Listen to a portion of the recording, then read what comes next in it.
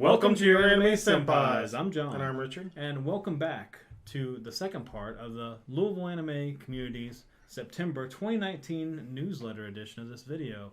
And I want to welcome everyone who's watching, and especially welcome our guest, the founder of the Louisville Anime Community, Randall. Thank you for being on here with us.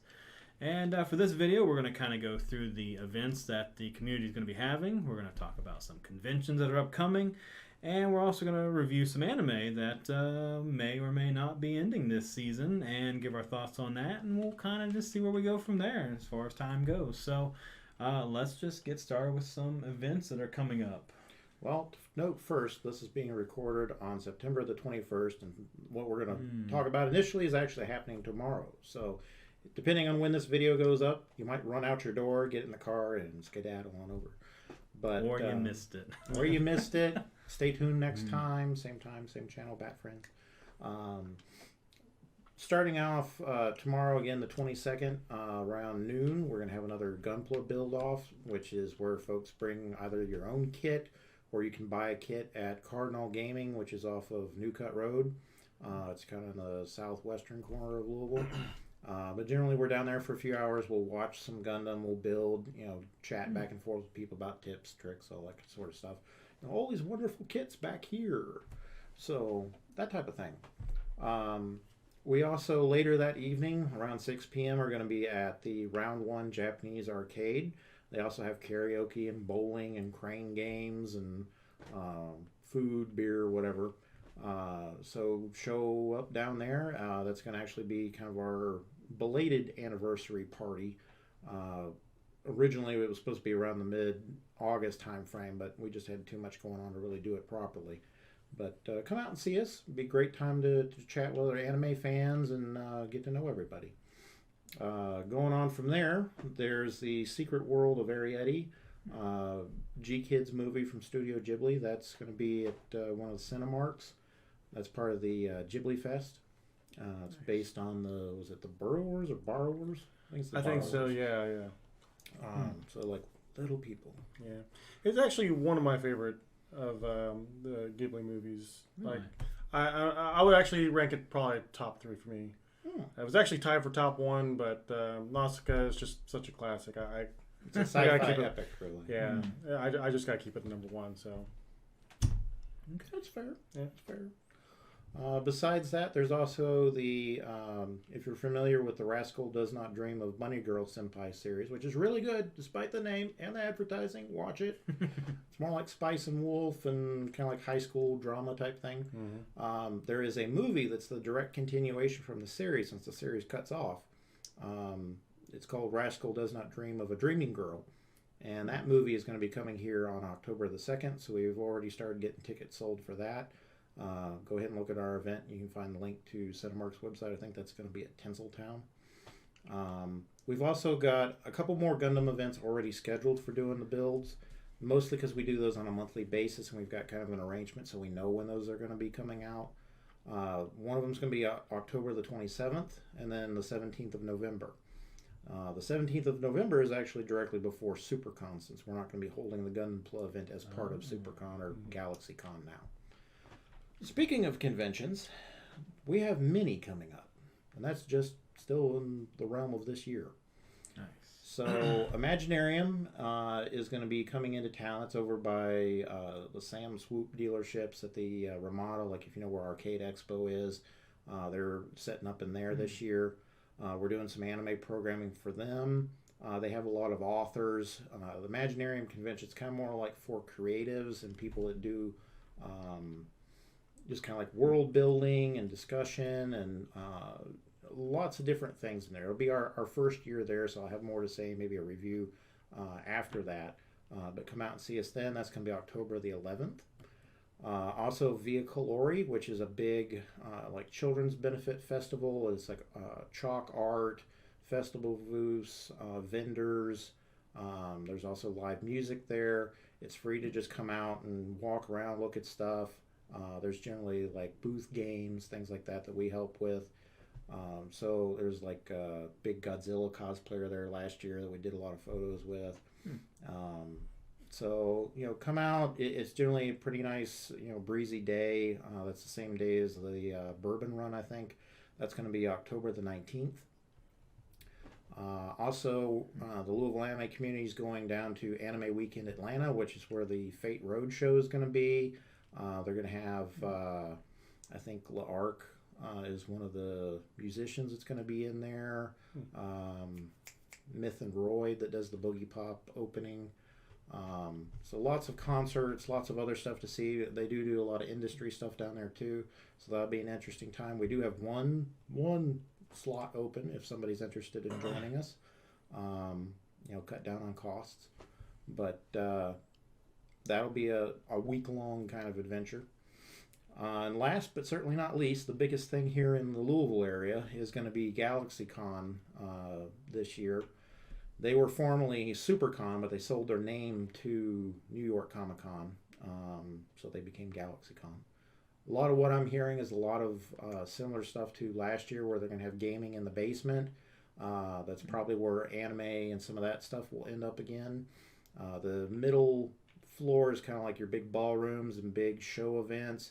Upper floor ends up being the dealer's hall, which has quite a large variety of things, and the guests, which you can just go up and meet a guest most of the time. It's not like you got to pay $200-$300.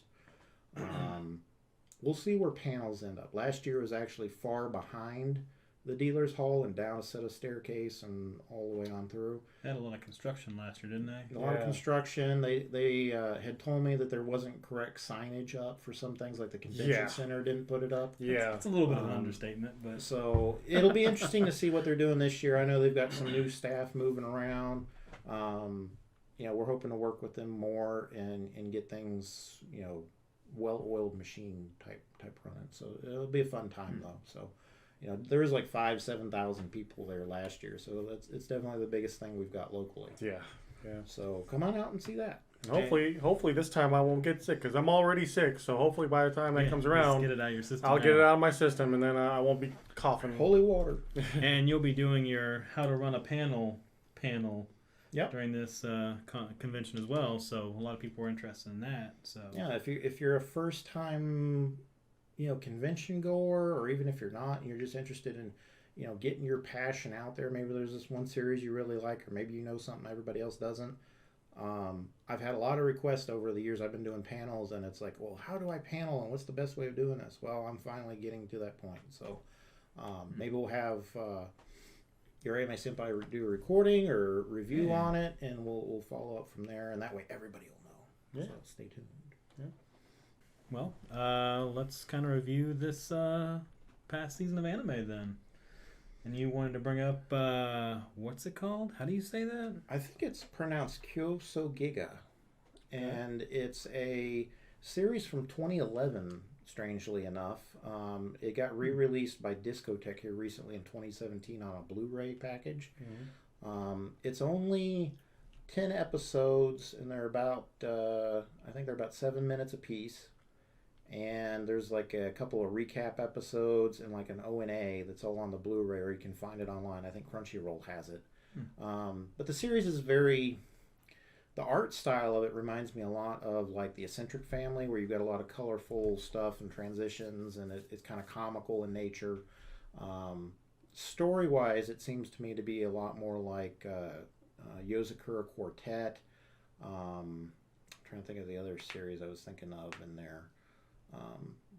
But it's like Summer Wars is the other one I was thinking of. So the basic plot or premise of this is that there's a monk outside of one of the major Japanese cities. I think it was Tokyo. It might have been Kyoto. I'm not real sure. But he's able to draw, with the ink style and that, and he makes paintings, and they come to life. So the story itself is told out of order. So you start in like the present day or age, and then it goes back and tells you the backstory, and then it picks back up. So it's a little confusing at first, because maybe what you've seen online, there's like not really a bunny girl, but I'm not really sure how you describe the art style of her. But she's got white hair and, the almost like geisha style red eyes and stuff like that. Very tall. And her and this priest, so he makes this, I'm kind of jumping around because the story is jumping around. But he makes a city on one wall of the shrine that he's retreated to out of being somewhat cast out of the city of Kyoto or Tokyo or whichever. And out of that, he makes like a rabbit character. And the rabbit comes to life, and that ends up being this kind of like older woman or gal that wants to be his wife, more or less. It's not like a sexual type thing. It's just, two people enjoying the company of each other. And they just kind of grow together. There's another section where there's a boy and his family, kind of like back in the feudal era, get kind of murdered or whatever, and he ends up committing suicide and dying. And the priest finds him, brings him back to life with the power of the brush. And they basically form this little family. So all that being said, there's other people that come in and other characters that are made. Ultimately, they end up fleeing from the real world into this fantasy world, which is like a copy of another feudal era Kyoto. But nothing can be damaged there. It's very kind of fantastical. You can level several city blocks and they all just kind of reform and squish back together, kind of like the digital world. Mm-hmm. But it's very fun. It's very cute. It's got a lot of like intra-family moments where they're getting together. The mother disappears in one part of the plot, so the kids that are there, the husband goes off to go look for her and disappears too, while leaving his powers with the kids. So they don't really age. And they're taking care of this town that never really falls apart or anything, so they're kind of like the guardians of it. But they end up like mounting a rescue mission after a strange girl comes into town. And that's kind of where I'm at in it. I actually haven't finished it yet. I've got still like 3 or 4 episodes to go, but you see it a lot in like online memes and GIFs and stuff right now. So it was something that really caught my eye, and I've really enjoyed it so far. So I'd recommend it to you. It's not really hard to find. It's real short. It's one of those kind of short and sweet things you can take, and at the end of it, you're probably smiling before you get into something more heavy and longer. That does sound very interesting. Yeah. All right, so with this past season, we talked about it in the last video. We kind of gave our thoughts on what was going to be going on. So now they're kind of wrapping up. Even though we're an episode or so behind, we've kind of got the gist of it. Let's just talk about really quickly. Let's hit Fire Force. So Fire Force for me has been really great. Enjoyed a lot of the action and stuff like that. Honestly, for me, the biggest appeal has been the animation. I've said it all this whole season. Just it feels like movie quality animation to me. Just the overall experience of the show, and how creative they are with using their fire powers and stuff like that. Yeah. So it's been fantastic. Yeah. And Randall, what are your thoughts been on this? I've enjoyed the conspiracy and kind of the mystery, the overall fact that it's not just kind of been like typical shonen. Yeah, we're going off to do the thing, and we're going to win the whatever and find One Piece and etc. I do have to say the insect thing was kind of like, huh? I feel like I've seen that someplace before. It's not like Lane or Witch Hunter Robin. Although they did have a lot of people bursting into flame and Witch Hunter Robin. Yeah, Robin did have some kind of interesting twist toward the end. But like the firebug thing, I feel like I've seen someplace before. But the use of the fire skills has been interesting. Yep. I'd like to see more of. I think it's Maki is the older one in Unit 8, not the cat girl one. Cat girl's Tamaki. Yeah. Yeah, it's kind of like 2 different foods, Maki and Tamaki. Sushi and onigiri or whatever. But anyway. I could do less with the fan service element, which the episodes without, the fan service of Tamaki have been pretty decent. Yeah. Like I said, this whole, that there's like corrupted firefighters in the system, and that this is going on, and they're trying to address it, and you're getting the backstory. It is very true. Yeah.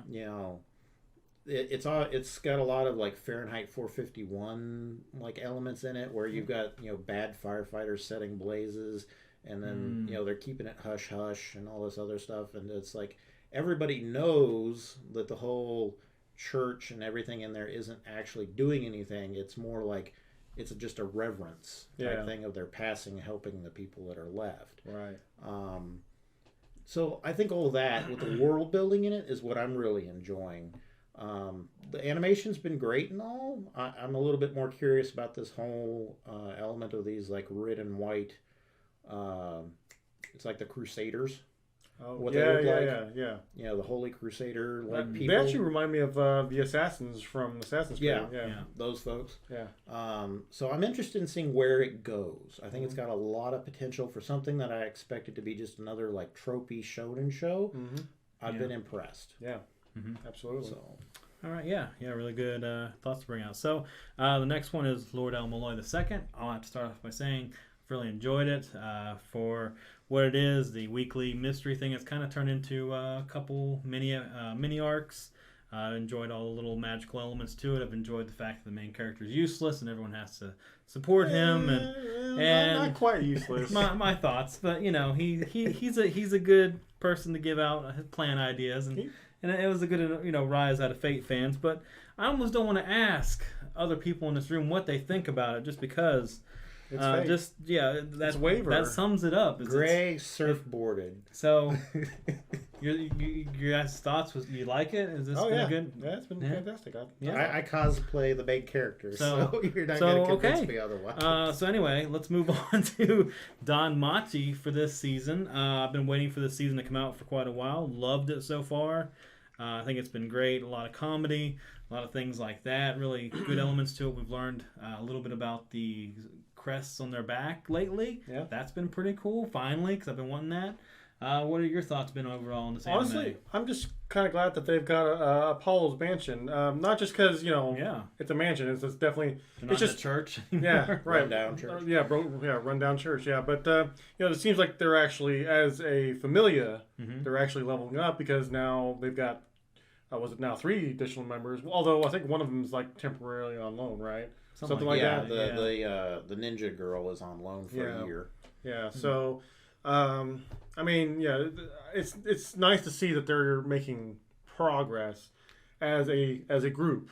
So that's kind of nice. And again, they have a nice huge mansion now. And it costs bajillions. Yeah, it costs a lot of money, and she was already in debt, so.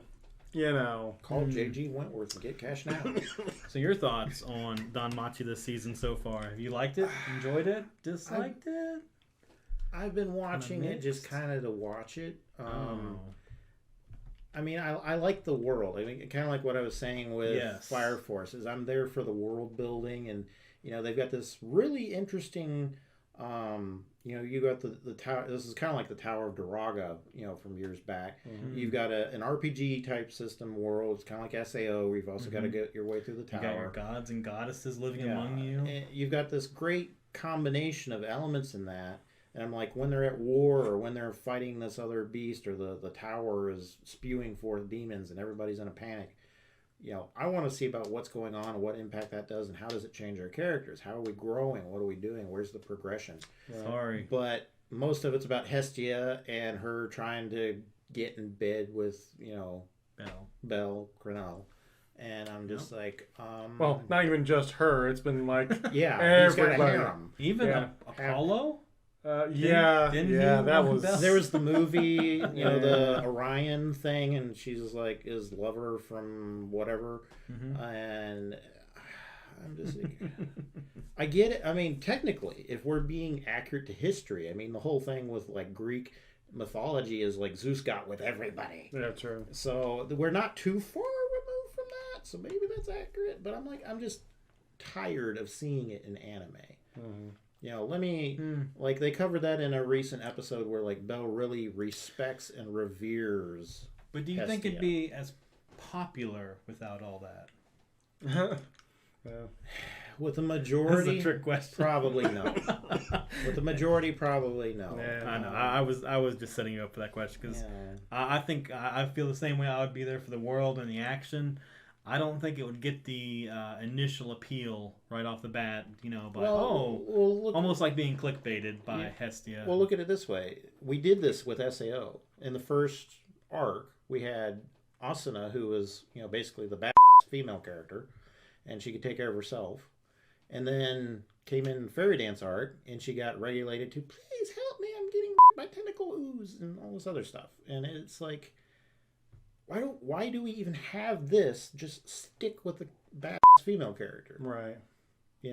Female fans generally appreciate that. Male fans generally appreciate that. It's like, this is good over Generally. here. Why are we degrading it? Right. So I don't know. I mean, I'm still going to continue watching it. There'll probably be yet another season. We'll see where it goes. Yeah. You know, there are worse things we could be watching. True. And kind of toward the end of this, we've not really watched it, but Copcraft, since you've been watching it, liked it, disliked it? Overall, I'd say I liked it, but I don't know that I'd buy it. It's been fairly inconsistent. It does its best when you've got the two main characters, which you've got this alien girl or girl from another planet who's kind of like a small warrior or whatever, working with the grizzled detective cop type thing, and they both don't like each other at first, but they get to the point like midway through the series here recently, like they're calling each other names, basically offensive names, but they mean it as in buddy type thing. And it takes a whole episode just to explain that, like they're walking through their precinct or whatever, and another cop makes an alien slur against her walking by, and the detective goes out and basically lays him out, and then comes back and is like, I'm not your girl, right? And he's like, yeah, that's not what that was about and what it meant. And then they both call each other those derogatory names, and they're like, yeah, we're cool. Okay. So it's best when it focuses on the relationship of its characters, but there's this whole like overarching plot thing that they're getting to, and it's like random bad guy of the week, random bad guy of the week, random bad guy of the week. Oh, by the way, there's a plot. Okay. Can we get some more plot in here, please? Some by the way, series the need season's that. over. So, I don't know. Okay. It's all right. It's just inconsistent. I feel it's a lot like Blood Blockade Battlefront, but it's just an unpolished version of it. Okay. So, well, I think for time, we're going to just probably wrap up this episode. All right. So, guys, thank you again for joining us, especially you, Randall. Once again, thank you so much for being here. thanks for having me. And again, if you guys like our videos, please be sure to like and subscribe, and please be sure to come out and participate with the Louisville Anime Community. And like I said, there's a bunch of events coming up very soon. In fact, even as soon as tomorrow. So be sure to come out and join us. And again, guys, thank you so much, and we'll see you next time.